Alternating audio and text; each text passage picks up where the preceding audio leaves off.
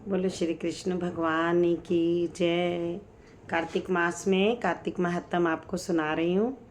4 अध्याय हो चुके हैं, आज 5वां अध्याय है। तो शुरू कर रहे हैं यहाँ से 5वें अध्याय से। 5वां अध्याय। पृथु बोले, हे मुनीश्वर, आपने कार्तिक मास फल वर्णन किया है, अब आप स्नान करने की विधि बताने में भी समर्थ हैं। नारद जी बोले, हे राजन, तुम विष्णु के अंश से उत्पन्न हुए हो, इसीलिए तुमसे कोई बात छिपी नहीं। फिर भी मैं आपको बताता हूँ। अश्विन मास में शुक्ल पक्ष की एकादशी से सावधान होकर कार्तिक के व्रतों को प्रारंभ करें। प्रहर रात्रि को उठकर जल का पात्र ले ग्राम से बाहर उत्तर दिशा को जाएं। दिन में संध्या समय जनेऊ कान पर चढ़ाकर उत्तर दिशा को मुंह करके भूमि पर तर्पण बिछावें और सिर को कपड़े से ढक लें। मुंह बंद करके थूकना व श्वास लेना रोक कर मलमूत्र त्याग करें। रात्रि में दक्षिण को मुख करें। शिशेंद्रिय को हाथ में पकड़कर मिट्टी लगाकर धोएं तथा दुर्गंध और आलेप दूर करने वाले शौच करें। शिशिन में 1 बार, गुदा में 7 बार, बाएं हाथ से 10 बार तथा हाथों में 7 बार मिट्टी लगाकर धोएं। इसी प्रकार गृहस्थी करें। ब्रह्मचारी को दुगना, वानप्रस्थी को तिगुना और सन्यासी चौगुना करें। जो शौच दिन के लिए कहा गया है उससे आधा रोगी और इससे भी आधा भाग चलने वाला करे, नहीं तो संपूर्ण क्रिया निष्फल हो जाती है। मुख की शुद्धि ना करने से मंत्र फलदायक नहीं होते, इसीलिए दातुन करनी चाहिए। दातुन लाते समय वृक्ष से प्रार्थना करें कि हे वनस्पति, तू हमें तेज, बुद्धि, बल, मंत्र, पठन, यज्ञ तथा संतान प्रदान करे। प्रार्थना करके दातुन करें। प्रतिप्रदा, अमावस्या, नवमी, छठ और रविवार, सूर्य ग्रहण, श्राद्ध तिथि और व्रत के दिन दातुन नहीं करनी चाहिए तथा कटेरी, संभालू, कपास, पीपल, अरंड और दुर्गंध वृक्षों की दातुन ना करें। इस प्रकार स्नान आदि करने के बाद पुष्प, गंध, तांबुल आदि लेकर विष्णु और शिव के मंदिर में जाएं, जहां जाकर स्तुति करके नमस्कार करें। फिर गा बजाकर भगवान स्वरूप का मन से ध्यान करें। ना मैं वैकुंठ में रहता हूँ और ना मैं योगियों के मन में, मेरा निवास तो भक्तों के गान में है। जिन देवताओं के लिए जो उत्तम विधि कही है उनसे उनकी पूजा करके भगवान से क्षमा प्रार्थना करें कि मैं मंत्र, क्रिया और भक्ति से हीन हूँ, मेरा पूजन परिपूर्ण होवे। इस प्रकार से जो मनुष्य कार्तिक मास में व्रत करके पूजन कीर्तन करते हैं वे अपने पूर्व पुरुषों सहित निष्पाप होकर वैकुंठ चले जाते हैं। इति कार्तिक महात्म 5वां अध्याय। बोलो श्री कृष्ण भगवान की जय। 6वां अध्याय। नारद जी बोले, अब मैं ब्रह्म मुहूर्त स्नान करने की विधि कहता हूँ, ध्यान पूर्वक सुनिए। 2 घड़ी रात शेष पर व्रती मनुष्य को तिला, कुशा, अक्षत, फूल, धूप, दीप आदि लेकर नदी, तालाब, कुआं अथवा विशेष पुण्यों के लिए किसी तीर्थ के पास जाएं। विष्णु का ध्यान करके स्नान का संकल्प करें।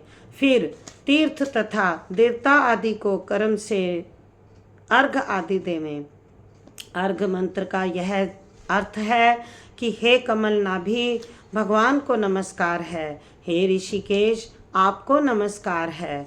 मेरे अर्घ को ग्रहण कीजिए। वैकुंठ, प्रयाग अथवा बद्रिका आश्रम में जहाँ विष्णु ने 3 प्रकार से पद स्थापित किया है, वहाँ सब देवता मेरी रक्षा करें। भगवान को नमस्कार करके मैं इस जल में स्नान करने को उग्रित हूँ। हे भगवान, आपके अनुग्रह से मेरे सब पाप दूर हों। आप राधा सहित मेरे दिए हुए अर्घ को स्वीकार कीजिए। इस प्रकार पूजा करके नाभि तक जल में घुसकर विधि पूर्वक स्नान करें। गृहस्थ तिल व आंवले का चूर्ण मलें और विधवा स्त्री तथा सन्यासी तुलसी की जड़ की मिट्टी लगाकर स्नान करें।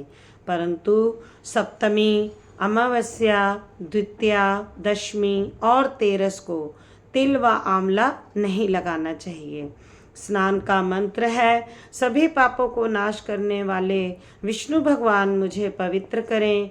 बीज रहस्य यज्ञ सहित सब देव मंत्र, कश्यप आदि मुनि और देवता मुझे पवित्र करें। इस प्रकार मंत्रों द्वारा स्नान करके पवित्र हाथ में लेकर देव ऋषि, मनुष्य और पितरों तथा यथा विधिवत तर्पण करें। फिर जल से निकलकर पवित्र वस्त्र धारण कर प्रातःकालीन कर्मों को समाप्त करें।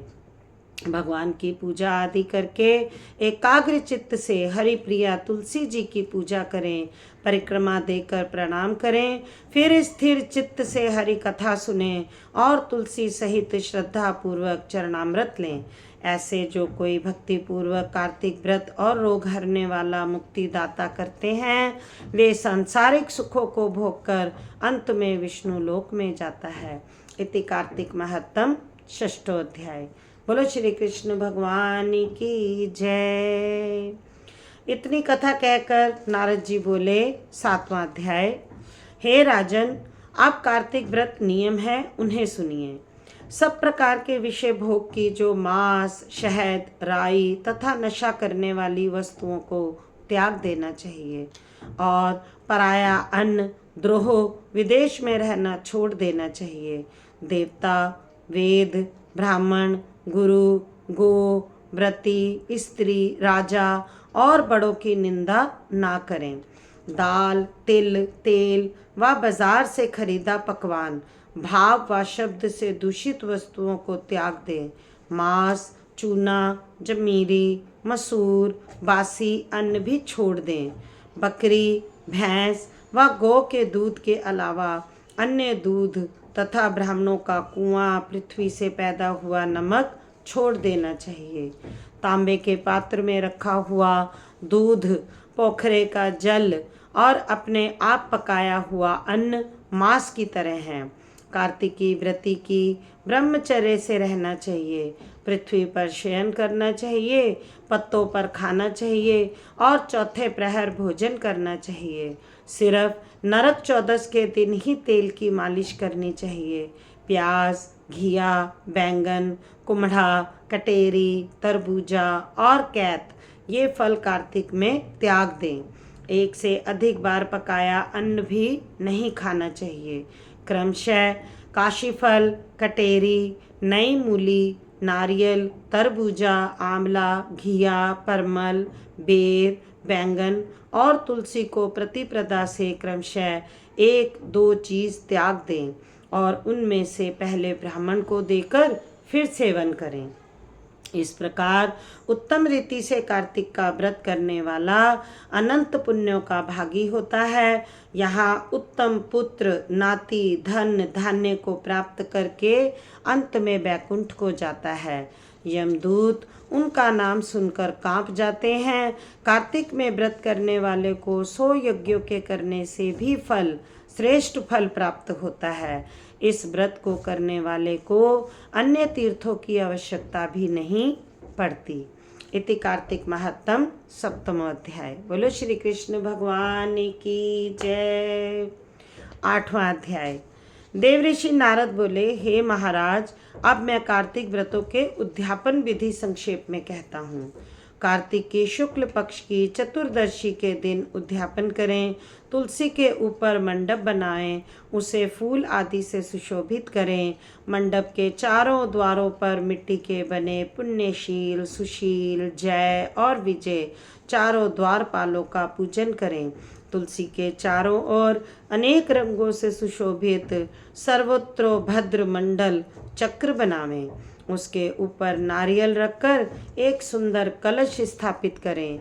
फिर वहाँ विष्णु भगवान की स्थापना करके पूजा करें और चतुर्दशी को भक्तिपूर्वक शांत भाव और सावधानता से उपवास करें। गुरु जी की आज्ञा से भगवान की स्वर्णमयी प्रतिमा का पूजन कर अनेक प्रकार के भोग अर्पण करें। रात्रि में जागरण और कीर्तन व प्रातःकाल उठकर नित्य नैमित्तिक कर्म करें। इसके पश्चात हवन कर ब्राह्मणों को भोजन कराएं और अपनी सामर्थ्य के अनुसार दक्षिणा दें।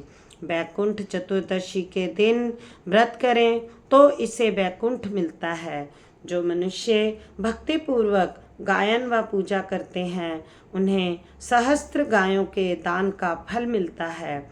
जो मनुष्य भगवान की लीलाओं का पाठ करता है, उसे मुक्ति मिलती है। इस प्रकार श्रद्धापूर्वक व्रत करके पूर्णमासी के दिन स्त्री सहित ब्राह्मणों को निमंत्रण दे, फिर उनको खीर फल आदि अन्न का भोजन कराएं और अतो देवा इन मंत्रों से तिल और खीर का हवन कराएं।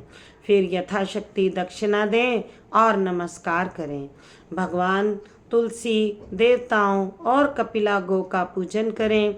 फिर गुरु को सपत्नीक वस्त्र आभूषण देकर क्षमा प्रार्थना करें कि आप प्रसन्न हों, ताकि भगवान भी मेरे ऊपर कृपा करें और व्रत के प्रभाव से मेरे पाप नष्ट हो जाएं, संतान दीर्घायु हो और मरने पर विष्णु पद प्राप्त हो। फिर उन्हें विदा करके अपने बंधु बांधवों सहित भोजन करें। इस प्रकार जो मनुष्य उचित रीति से कार्तिक व्रतों को करते हैं, वे पाप रहित होकर इस लोक में सुख भोग कर अंत में विष्णु के लोक चले जाते हैं। बोलो श्री कृष्ण भगवान की जय। बोलो विष्णु भगवान की जय। इति कार्तिक महत्तम अष्टमोऽध्याय। श्रीमन्नारायण नारायण नारायण लक्ष्मी नारायण नारायण नारायण श्रीमन्नारायण नारायण नारायण। बोलो कृष्ण भगवान की जय। यूट्यूब परिवार में मैं ये वीडियोस डाल रही हूँ, तो आप लोग प्लीज़ चैनल को लाइक कीजिए, शेयर कीजिए, सब्सक्राइब कीजिए। अच्छा या बुरा जो भी आपको लगे कमेंट्स भी कीजिए। जय श्री कृष्ण।